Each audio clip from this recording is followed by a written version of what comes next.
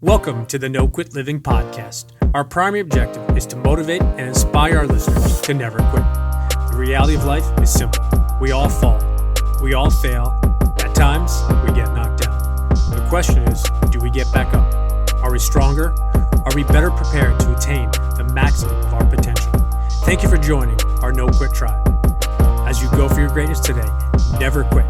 And remember, we rise by lifting others up.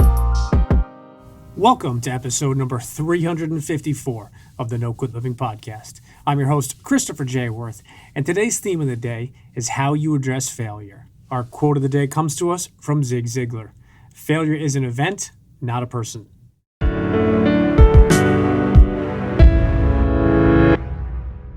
We are less than 2 weeks away from our live event on Saturday, May 14th in Eastchester, New York, and there are still a few tickets left. For information or questions, please shoot me an email at chris@noquitliving.com.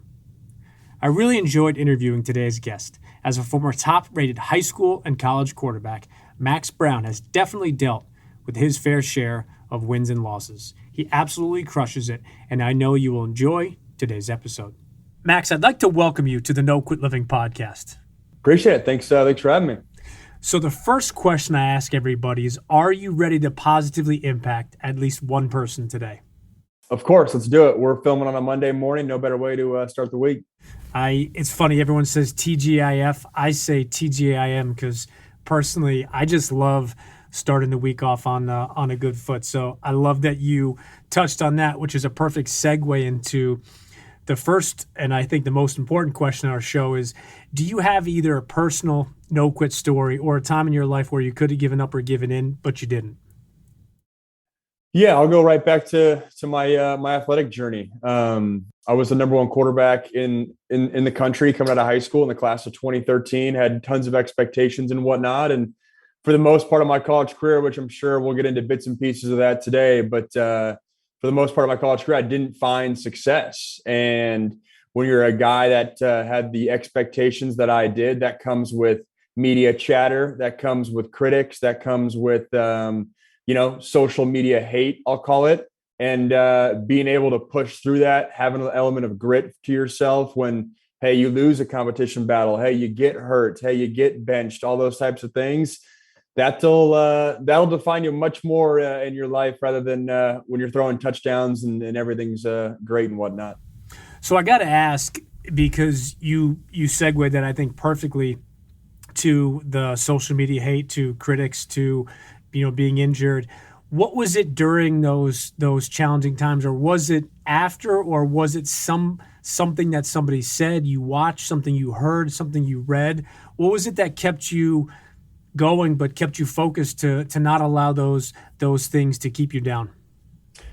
Yeah, we've all heard it before in terms of, hey, use the hate for motivation, for fuel. I definitely think I subscribe to that thought process in terms of, hey, they'll talk now, but just wait type of mindset. Or, hey, they might say that, I'm not doing X, Y, Z, but I'm doing it behind the scenes and just wait, it'll come to fruition. And unfortunately, I guess I did a little bit here and there, but not to the level that I thought to really, quote unquote, shut up the critics. But yeah, I always, I was always, since I was a little kid, like man on the mission. I felt like I was the guy that had to make it, should make it, had the talent to make it type of mindset. And that was always just part of who I was in terms of, the negative chatter, gets me going type of thing. Literally on my wall right here behind the laptop in which we're filming, I have the article posted that says, all decade, the biggest busts, when I was deemed one of the biggest busts in college football of the last decade. Like, that stuff gets me going. And right now I kind of have fun with it a little bit because that chapter is well in the rearview mirror. But it's a reminder that, when things are dark and when things suck, man, it makes the good times later on in life all the more better. And I try to keep that mindset front of mind. I think that's amazing how you can, to use your words, put that in your rearview mirror, because I think so many of us would be fixated on the hate and the articles. And I'm not saying that, or I don't think that, you just didn't care at all. It didn't mean anything, but it's allowing those times where you struggle, you fail, you fall, to propel you moving forward. You and I got a chance to chat for a minute before we recorded, and I didn't share with you, but one of my all-time favorite quotes, and I've said this a bunch on the podcast, is by Zig Ziglar, and failure is an event, not a person. And I think probably the first 50 times I read that or saw that, it kind of resonated with me, and I looked at it and I was like, all right, I can see how that makes sense. But then going into my sports career, my college coaching career, but then the clients and friends that I have, it's during those challenging times, and it's during those losses, or during those times where you failed to win this or you failed to accomplish that goal. It's those times that really make you or break you. And I think so many people are able to take those, internalize them, and become a better version of themselves. And clearly you've done that.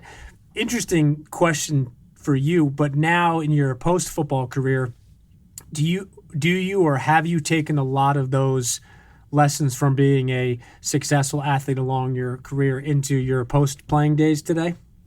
Oh, without a doubt. Yeah. And to your point about failure being an event, not a person, I think it just gives you perspective when you do go through something like that. It allows, hey, the next troubling event in your life, right? It gives you perspective to that. And I think that's a big reason, a big takeaway that I've taken from my college career is, when you might not get a job, or you might be, I was, struggling a little bit for a few years trying to find which path I was going to go down. Well, it's not as bad as, getting benched and when your childhood dream is to be an NFL quarterback, or getting benched at USC when, hey, the team's struggling or something like that. And so those events, when it's your whole life is invested into that period of your life, and it doesn't work out, well, then the next chapter, you kind of take it in stride. And I think my college career has made me a much grittier person. I also think it's made me a much more risk tolerant person. And what I mean by that is, when I was an athlete, I wanted to do every last thing to make sure I found success, or it's an inverse of that. So to make sure I didn't fail. That's why I came in early. That's why I stayed late. That's why I did the private quarterback trainings and all that. And then at the very end, it did crash and burn in many respects in terms of it not working out. And then so now in this next phase of life, I'm like, well, wait a sec. I'm not going to do that. I'm not going to do a climb the ladder type of mindset and trust that it's going to be there at the end. I'm going to take risks. I'm going to take high upside jobs. I'm going to bet on myself, because I know that, hey, even if things don't work out, I can rebound. I can respond. Because when I was young, my biggest fear was football not working out. And that's kind of what happened. And so it's given me this mindset that, hey, I'll figure it out. Hey, I'll rebound. I'll dust myself off. And I think it's been really healthy entering the, I'll call it the business stage of my life. I think you touched on a couple of really good things, and I'm just going to touch on one, because I posted something on social media, I think within the last 2 weeks, but you just said you'd bet on yourself. And I think that's something that is very cliche for people to say, and, when the time comes. But I think the champions in life, and I call you a champion in life, is those people that bet on themselves. And it's easy to bet on yourself when you're winning. I'll use a gambling analogy. When you're winning at a casino or something like that, and you've won 5 or 6 or 7, 10 hands in a row, it's easy to make that 11th bet. When you've won 5 times in a row, it's easy to say, okay, I can do this. But for me, it's what happens when you haven't won that game, or you didn't get that sale, or maybe you didn't get that job opportunity. But then 2 days later, you come across another job opportunity, or 2 days later, you have another sales meeting. Are you going to bet on yourself and say, you know what? I didn't accomplish it last time, or I didn't win last time, but I believe in myself. I've put in the work and the effort, and I'm going to make that bet on myself today. I love that. Yeah. And it comes, I get a question a lot of, hey, Max, like, how are you so peaceful with your career, and how are you able to openly talk about things? Like, doesn't it still get you going type of deal? Doesn't piss you off that things didn't work out? And to your point, so much of that being able to bet on myself mentality is, if you've put in the work behind the scenes, if you've done what's needed to have success. And when I look back on my career, it didn't work out. and I say this humbly, I'm not saying I'm perfect, but when I do look back on my college career, I invested what was needed to find success. I invested what was needed to become an NFL quarterback. It didn't work out for me, but I can look myself in the mirror every day and know that it wasn't because I shortchanged myself. And so then therefore, when the next event happens in life, the next challenge in life happens, so much of it's on the back of what you're doing behind the scenes. Who are you when, hey, 2 years before you get the opportunity, what were you doing then to prepare yourself type of mentality? And I guess maybe that's another mindset that I've taken with me from sports to my career now. You know, I feel like we could make this a probably 3-day podcast just because I think you've taken all those things that have happened. And I think from what you just said is the idea of you knowing that you've put in that work behind the scenes. And there's a famous book by Joshua Medcalf, I believe it's called Win in the Dark. And it's something that I put in my last book about, champions or, those people that are successful. They put in that work when no one's looking in the weight room, before practice, after practice. And I think it's to your point, you were able to take all those things and know that you left it all on the field per se. And I can't, nor would I ever try to tell you or say what you were thinking or feeling then, but just from what you've described, I think it's so powerful. And I'm a big sports guy and extremely competitive, and I don't ever like to or want to lose. But I can honestly say, and I think what you just said really, really hit me, is if you do lose, and when you look in that mirror at night or the next morning that you left it all out there, and that you don't have those doubts that 2 weeks ago, 3 weeks ago, while your teammates were practicing, you were out partying and doing all stuff. It doesn't make that loss good, and I don't think you embrace that loss per se, but I think how you described it is that you did everything you could to be successful, and you don't succeed in life all the time. And I think that's the one thing that people miss with social media is everybody posts their highlight reel or their filtered images and things. But it's for me why I love this show. Tell me about what happened behind the scenes. Tell me what were you thinking. So I got to ask. Interesting question, but are you able to pinpoint either a video or podcast or books that during those times really impacted you, or something that you possibly could share with our listeners that you really were able to tune into during those challenging times post-career? Love that question. Yeah, the answer right when you asked that, the answer that sticks out right away is I was a huge Gary V fan, Gary Vaynerchuk, who's obviously a large presence in social media, and he's done a good job of shifting his brand over the years. And so this was going down in 2016, 2017, 2018. Those are the years where his tone was a little bit more direct, a little bit more blunt, I'll call it. Maybe not as blunt as from 2010 to 2015. He's a little more chill now. But if you follow him, you know exactly his temperament. And I loved how brutally honest he was. I felt like that's what I needed at that time of my career. I'll call it sick of people trying to either sugarcoat things for me or make excuses for me. And I always knew their hearts were in the right spot, whether it was family, whether it was friends, whether it was, students on campus type of thing. I always knew their heart was in the right spot, but it always just kind of that never sat right with me because it's not necessarily real, or even if it is real, it's not helping me. And Gary's message and tone, and I'm not alone in this, he's impacted millions of people, but just really struck a chord with me. And funny enough, during that phase of 16, 17, 18, when I was, battling at SC, at Pitt, and then I really started digesting Gary's content when I was training for the NFL in 2018, trying to rehab a shoulder injury and whatnot. And then sure enough, in 2019, I ended up working for him. So I worked for him for a year when I lived in New York, and things kind of came full circle there. And his message, the timing was perfect. I'm a big fan of his, still am today. And it's funny when you strike it right with a piece of content or a podcast or a YouTube channel you're watching, and it worked out for me in terms of being something I could relate to.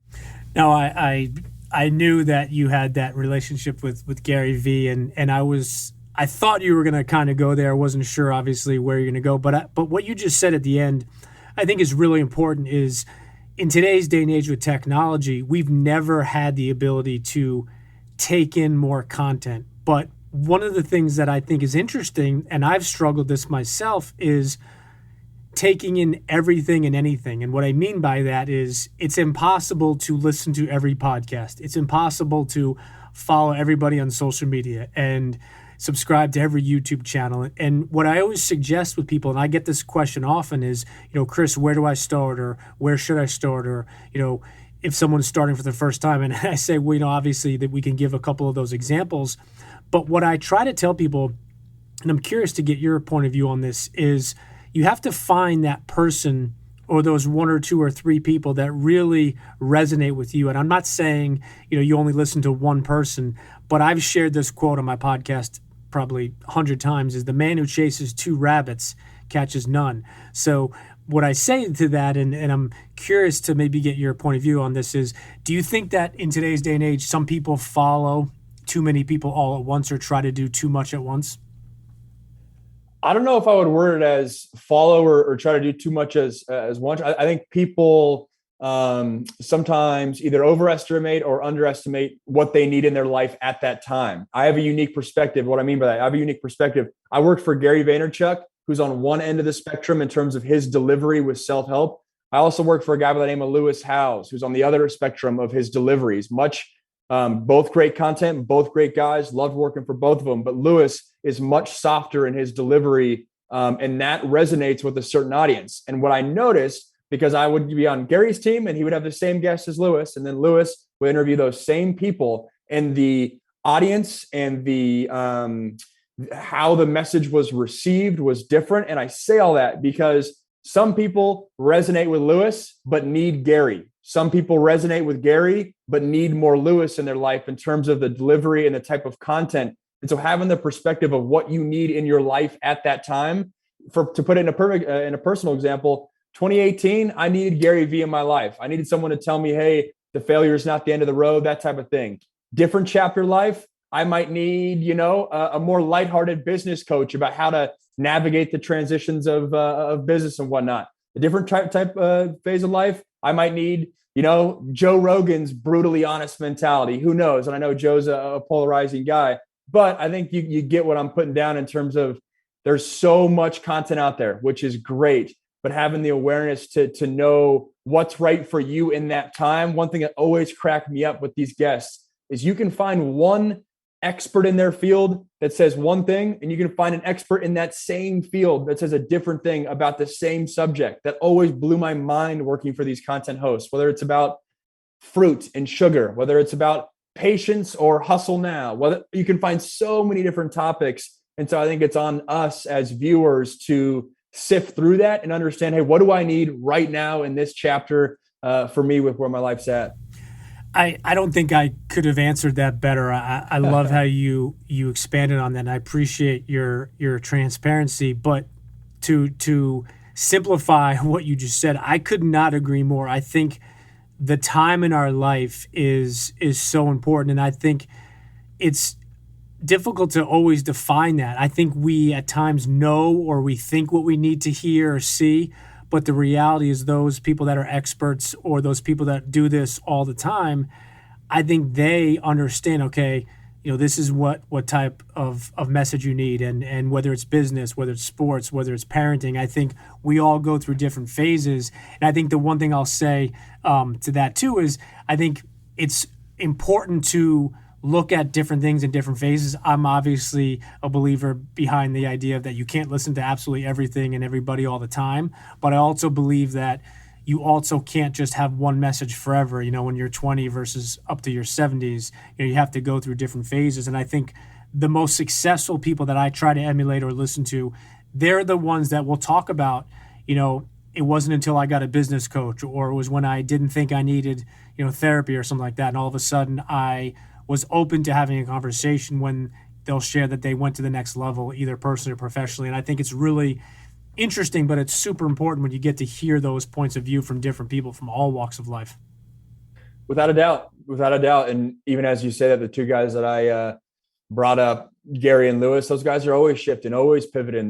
You can back trace their content to 2003 or whatever, and you can see the evolution of that. And that's part of the fun. Even my own personal story, right? At 17, I was Max the quarterback. Now most people, when they hear me, it's quarterback's not necessarily the first thing that they think about. And so we all have our own version of that in terms of shifting through the different events of life, whether it's a college kid, young adult, marriage, kids, the whole deal. And that's the beauty of life, I guess. I guess we could say.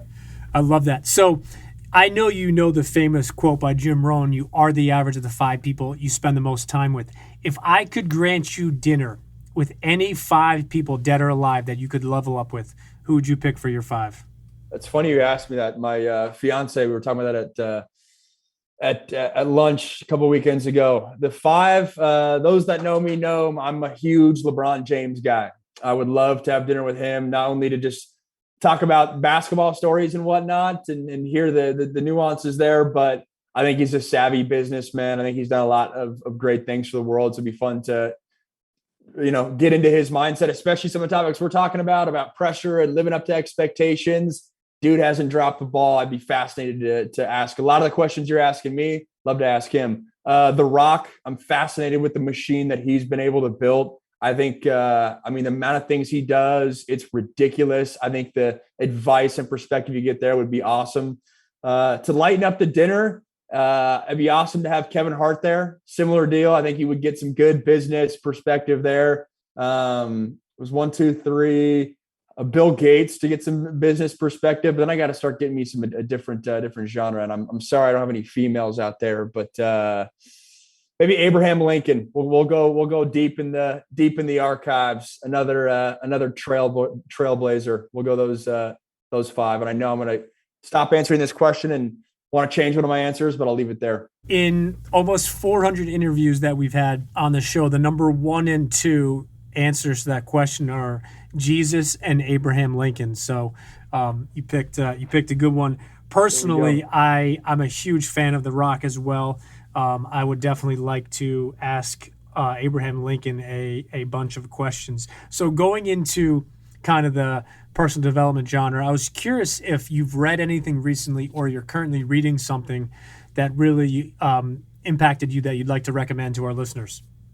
Yeah, that's great. My answer is going to be a great follow-up off of your question 2 questions ago. I just read Can't Hurt Me by David Goggins. Always been a David Goggins fan. I think if you're a fan of Gary Vee, you're probably a fan of David Goggins as well. I think it's a similar fan base there in terms of the brutally honest, no sugarcoating things. And when I started this year, I needed something to kind of, kick me in the rear end a little bit. I wasn't slacking, but I wanted to, challenge myself in a different capacity, especially physically. When I broadcast in the fall, sometimes my workouts can kind of slide off just because you get so busy, and that's 100% an excuse. And I needed David Goggins to, get my mind right a little bit there. And he can certainly do that. So that's the most recent book I read. I love that. And he is on my list. So to be completely transparent, I've been asked by a bunch of friends and people that listen to the show who's on my list of dinner. And I think I have like 22 or 23 people now. I keep on adding to it, but Goggins is definitely up there because I think he's just one of those guys that is so intense. And I was having a conversation last week with a client of mine, and I added an asterisk to that question. And I said, you know what? I said, I actually don't want to have dinner with David Goggins because I think who you see and his books and things, I think is for the most part who he is. I said, I actually would like to work out with David Goggins. Good luck. Full and fair disclosure, I didn't say I was going to beat him or run circles around him, but I would love to just watch that dude go through a workout, and to the point where I think I'm done. I think I know for a fact I'd go for another hour or 2 or 3 hours. He'd probably go for like 12 more, but all I would just hear in my back of my mind is 40%, 40%. I love that. So keeping with the I guess the idea in the realm of social media and some of the people that you had mentioned, I was curious if there's 1 or 2 people out there that you follow on social media that you would definitely recommend for people to follow just because they put out that great content. And have to preface it, you can't say Goggins, Rock, Gary Vee, or Lewis Howes. So it's got to be other than those 4. Other than those 4, I'm biased. My fiance is on social media, and she kills it with some of the mental health, and then for the female audience out there, especially, and male, but it's definitely focuses more female wise. Put some awesome content about body positivity, I'll call it, but she has her own spin on it. So I'm biased there, but I'll give the household route in that regard. Who else? In terms of self-help, to be completely honest with you, Chris, I was so entrenched in the self-help world and lived and breathed that for like 3 years when I first got into into my professional world, working for Gary, then working for Lewis, that I don't follow a ton of self-help people now because I consumed so much of it for years. So that's my, I guess, qualifier there. Who else do I love and follow on social? I am a Joe Rogan guy. I think I like his takes on things. I'm not a absolute, diehard like some, but he's up there. I've been following a little bit of Dave Ramsey recently with some financial stuff. I'll leave it there though, and I'll double down on what I said before. I was so in it for a few years that I'm not a huge consumer on social of some of those guys. I alluded to obviously the books I'm reading and whatnot, but that's kind of where I'm at. I appreciate that. We're going to switch over to what we call our hot seat questions, and the only request we have of you is you spit out the first thing that comes to mind. Perfect. Here we go. Last meal, you can pick absolutely anything. What do you pick? My dad's beef stroganoff, the go-to childhood meal. Sounds weird. It's absolutely bomb. Favorite smell? Favorite smell. Probably my childhood blanket, because it brings back all the home OG memories. So and it's at my brother's place right now. So that'd be my answer. Favorite sport? Favorite sport is football. I'm a huge golf guy nowadays and an NBA fan as well. Do you have an all-time favorite team? My all-time favorite team, probably the 2016 Cleveland Cavaliers. I mentioned I was a huge LeBron fan. I ended up actually convincing my head coach at the time, Sark, to let me skip a workout, and I went and saw Game 7. So I was at the Game 7, Golden State, Cleveland, the block, the shot. I was up in the bleachers, found a way to get there. And it's weird at 20 knowing I will never go to a better sporting event in my life in terms of significance, in terms of entertainment, in terms of legacies on the line. And so that roster. I'm also a huge Richard Jefferson fan as well in terms of broadcasting, his presence on social media. I think he's definitely a role model from afar as well. He was in that roster, so that's the squad I'll go with.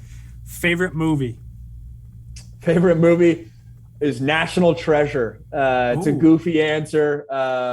Nick Cage. I want to believe that something like that out there exists in terms of founding fathers buried something that we haven't found. Like that story for 12-year-old Max was awesome. I'll hold out and believe that something like that exists. And I'm a silent history buff, I guess, in terms of U.S. history. I'm not incredibly well versed, but I do enjoy picking up a book in that theme from time to time. Speaking of, do you have an all-time favorite book? All-time favorite book. You said first thing that comes to mind, Holes. That was like the first book I ever read when I was in like 4th grade. I loved it. I loved the movie. Is that the one with Shia LaBeouf? With Shia LaBeouf, yep. I'm actually not a fiction guy at all, but that one. But it's a movie, so it's not a full fiction. It's a movie too. True. Favorite app you have and use on your phone? I mean, this past month, I'm deep into TikTok now, which I know is maybe a polarizing answer, but I got it reamed into the back of my head that now is the time to execute on TikTok. I've been creating content there, and it's been fun. I can totally see why people love the app. If you still think it's for dancing and whatnot, you're just straight up wrong. Just check it out. It's a good time. What is the background picture on your phone? It's a picture of my fiance and I's engagement photos. And do you have a favorite quote? I have a favorite quote. I actually don't have it memorized though, so it's a weird dynamic. I love the man in the arena quote by Roosevelt. That just strikes a chord with me in terms of it's not what the critic says that counts, but it's what you know. Back to our point about looking in the mirror and knowing what you gave and what you invested. That quote, man, it hits home, and it's front of mind for sure. And what's that one song, no matter whenever you hear it, you just automatically turn it up and rock out to it? One song? I'll go Levels by Avicii. Okay. Absolute pump up, little EDM in there. That's like the original EDM. But whether it's athletics, getting ready in the locker room, whether it's getting ready for a party or a social event, that song never fails. I'm going to, full and fair disclosure, say that the next time I hear that song, I'm definitely going to think of you. So hopefully it'll be before a big party or something. And then for our listeners that want to connect with you or follow you, what's the best way for them to do so? Yeah, I just mentioned TikTok. My handle there is Browne, and my last name is an E at the end, Max. So it's backwards there. And then on Instagram, Max Browne. Twitter, Max Browne 4. My Twitter is much more football oriented rather than I'll call it life content. And then LinkedIn. I'm a big presence on LinkedIn. I work in the commercial real estate industry. I'm a broker out here in Los Angeles, and post some content in that theme as well. And we'll love to connect with anyone who wants to shoot me an invite. Awesome. And then last question we have for you, the same question we ask everybody, is if you have any parting words you'd like to leave with our listeners today. Yeah, two things I'm huge on, and are self-awareness and perspective. When people ask me, hey, what's the advice you have for someone in my shoes, or advice you have for someone going through some challenges, it's perspective and self-awareness. I think it's the perspective to know that, hey, you have another chapter, you have another fight, and have the long-term game in mind. That's something that I feel like when I was 18, 19, 20, when things weren't going well, I wasn't perfect, but I like the way that I kept the bigger picture in mind, and that was big as well. And then we touched on this earlier, the self-awareness component. That's huge. And I think so often when people say it, it goes in one ear, out the other. I think everyone, even maybe it's me, maybe this is what I need in my life as well. But we overestimate how self-aware we are, and in terms of what we need right now, maybe where we're faulting right now and need to improve. Hey, maybe that's maybe we think we're doing this well, but we're really not. I think knowing how that is huge in terms of strategically pivoting in life, and it's huge in terms of growth and not being afraid to dive into a subject that you thought you had under control, or maybe you know that you need to grow in. That's huge, and I think that's when you see people have tremendous breakthroughs when they knock down those pillars. So those are two huge phrases and words that are always front of mind for me, and a little 2 cents for me to close us out. Well, first off, I appreciate your time. Second of all, I think that's an awesome way to end today's interview. But I just put out there, I truly appreciate what you shared. I know for a fact our listeners will get a bunch out there, but wanted to just, again, thank you for your time. And I hope that you and I can connect again soon.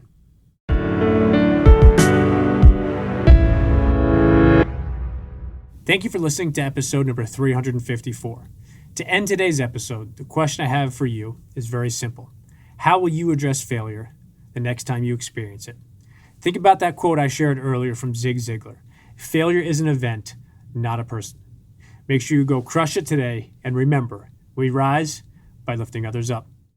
And lastly, to our listeners, thank you. We truly appreciate your time, and we hope our episodes inspire you to keep on attacking life and never giving up. To quote Dr. Norman Vincent Peale, it's always too early to quit.